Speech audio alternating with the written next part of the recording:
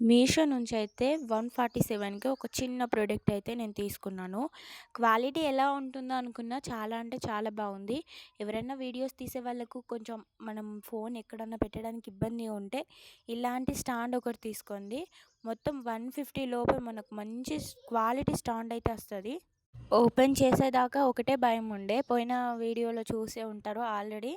నేను 800 పెట్టి drill machine తీసుకున్నా. But waste quality.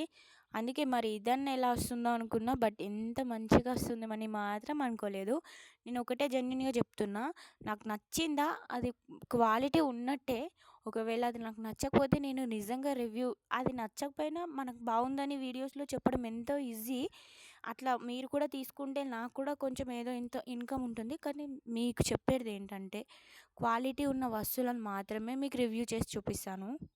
మీరు కూడా నాకు అలాగే కొంచెం సపోర్ట్ ఇవ్వండి.